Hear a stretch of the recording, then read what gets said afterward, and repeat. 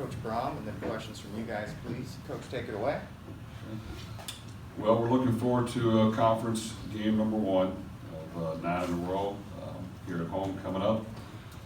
We're excited to get that underway. We know from here on out, we've got to play well to win. We've got to keep working hard on making improvements and getting better, continuing to try to play as hard as we can, just be more efficient in some of the things we're doing.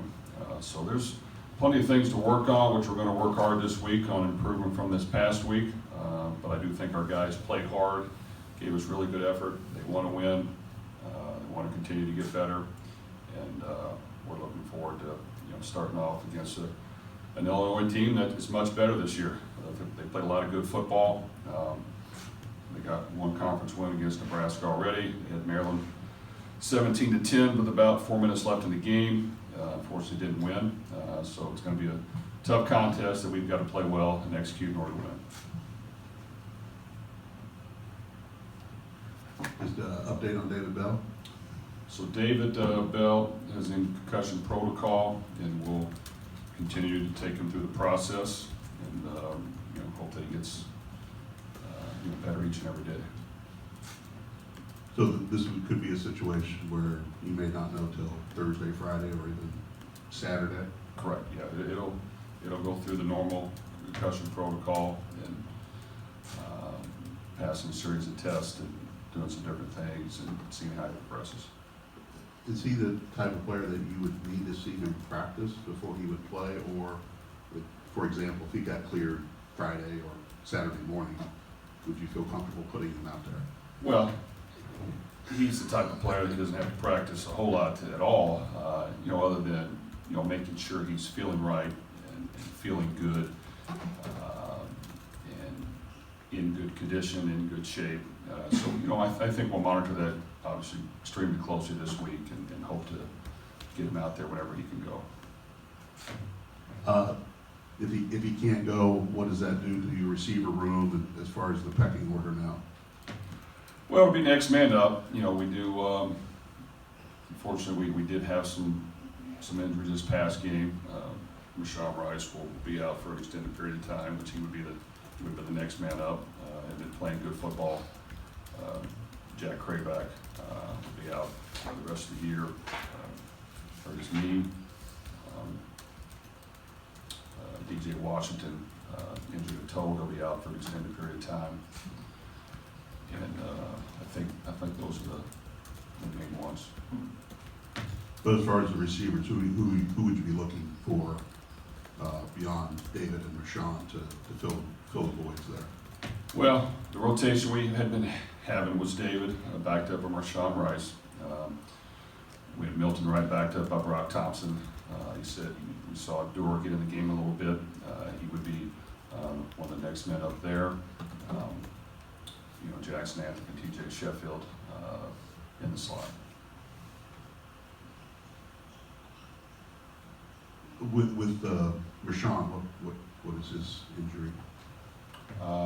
Foot. Just as you go back and look at that tape from Saturday, were you encouraged by some things that can maybe propel this team as you start the Big Ten season? Well, without question, we had the ability to take advantage and capitalize on some opportunities that we did not early on. Not converting on short yardage situations throughout the first half was disappointing.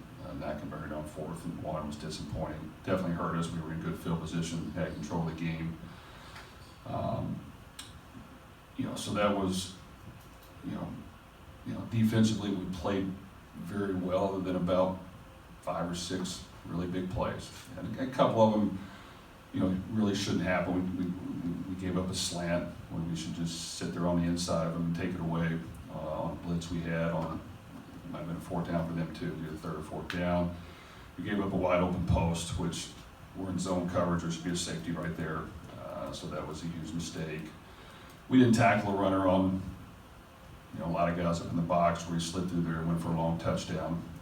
So those were the 3 huge miscues that we had. that we need to get cleaned up. Offensively, came out in the second half and got 10 points in our first 2 drives, dropped a 3rd down conversion going into score that could have helped us possibly get in the end zone. So, they fought hard. Our guys played hard to the end. But in order to beat a really good football team, you've got to execute throughout the entire game. And all 3 segments have to be hitting on all cylinders. Special teams, we didn't pump the ball we needed to. And that was disappointing. We caught a punt going into the end zone, which was disappointing. And I don't think, returning kicks, we took advantage of that. So we'll make some adjustments there as well on that team. With the punting situation, open competition this week? Well, it's always open competition at our punter position. They know that if one punter's hot, we're going to continue to run him. If not, we have another punter who can punt pretty well, and he came in and he put one out there. Unfortunately, didn't do it the next time. What we've seen in practice, unfortunately, has been some really good punting that just needs to carry over to the game. So whether it's the ability to relax and just go out there and make it happen, whether it's us as coaches figuring out a way to give them less things to do and think about, instead of maybe putting it in a certain area of the field, just punt it far and long with some hang time. So simplifying it as much as we can. Just a lot of little things that we have to think of in order to get our punters punting the way they do in practice. Just with Illinois, what is the Brett feeling a stamp on them right now, or just kind of how you view what has happened in their first 4 games? Well, they're very competitive this year. Without question, they're playing better football. They play hard, they play aggressive, they play with great energy. Defensively, they give you a lot of different looks. And each week it's going to be a little bit different. So I think they've come out with the aggressive approach, and they did a really good job of that, stopping Nebraska. Against Maryland, they changed it up and played the pass and did a really good job against them, holding them to 10 points until about 2.5 minutes left in the game. So they have the ability to do a lot of things. I think they're well coached and they play hard and they play with aggression. They've got a good front 4, so we'll have our hands full. We got to execute and play better. And on offense, they're going to try to be physical, run the football, play action off of it, and not turn the ball over. As you went back and looked at Jamari Brown, anything stand out about what he did in Corey's replacement on Saturday? I thought Jamari played really well. It was very encouraging because we did have concerns at that position. He did not have a whole lot of experience for us. He had been injured through camp, but he's a bigger corner with some physicality that can continue to get better. But he definitely challenged routes. He was able to lock down people one-on-one when we needed him to, and did a really good job. So I'm hopeful that he keeps that same hunger, and he understands that his goal should be to try to raise the bar on his performance and do even better, because he's going to have plenty of opportunities to do that. Is there any timeline on Corey Trice, if he'll come back, or is he, or not? You know what? It's an ankle, so I'm going to guess anywhere to 2 to 4 weeks.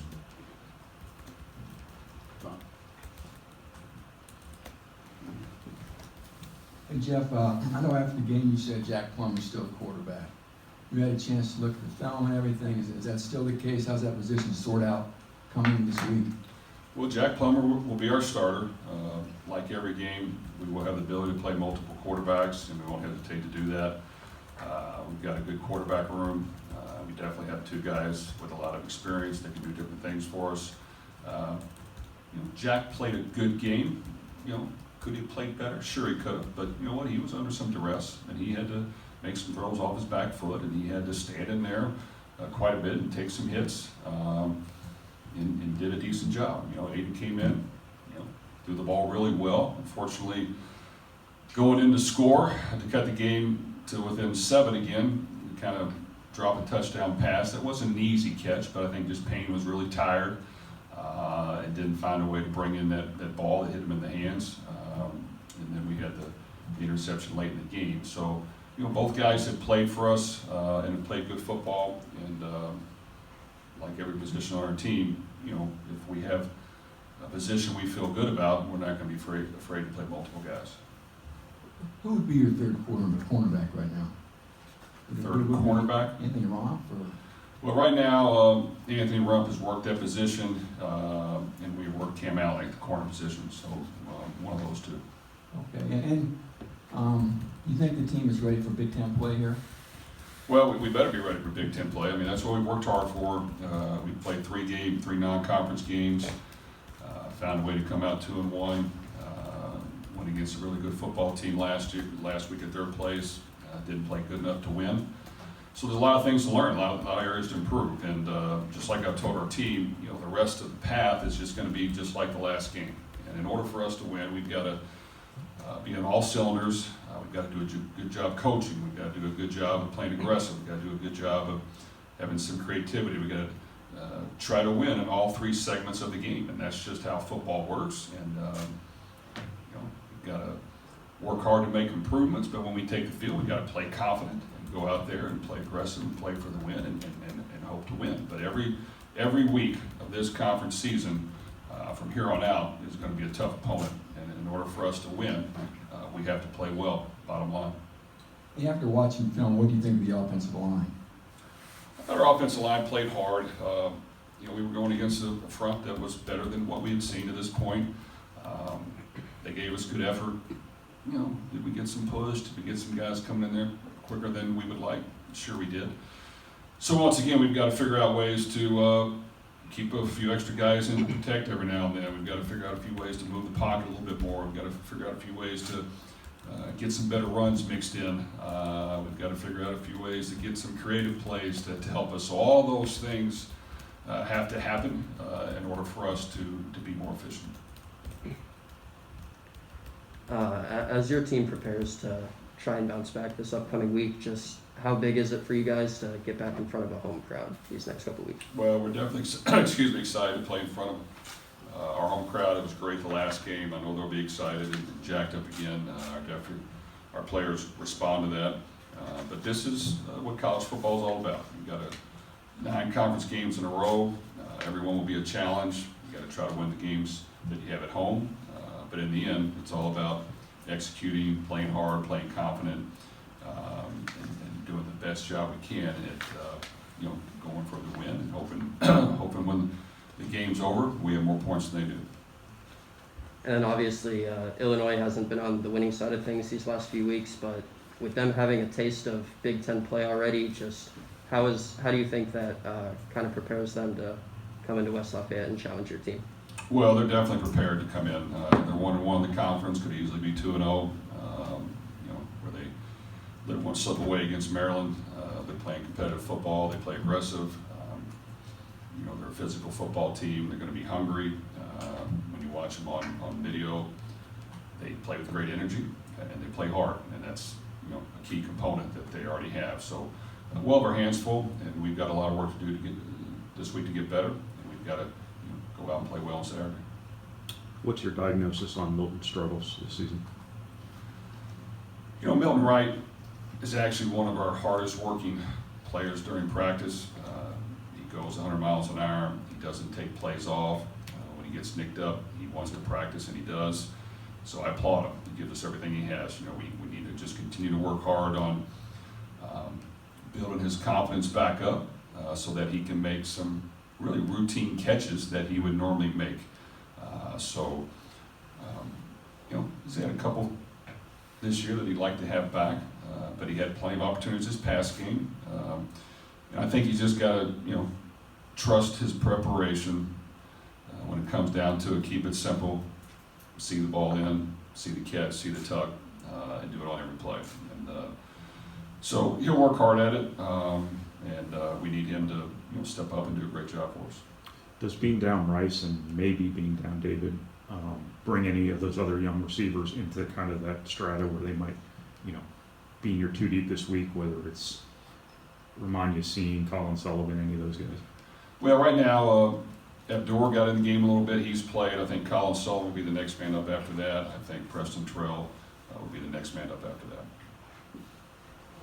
The 2001 Rose Bowl team's coming back, and obviously the focus is playing on Illinois. But what does that mean for the program, Drew Brees and company, Matt White, et cetera? Anything, will they have an opportunity to be in front of the team at all this week? Yeah, I think so. I think we've worked on setting up a time for that to happen.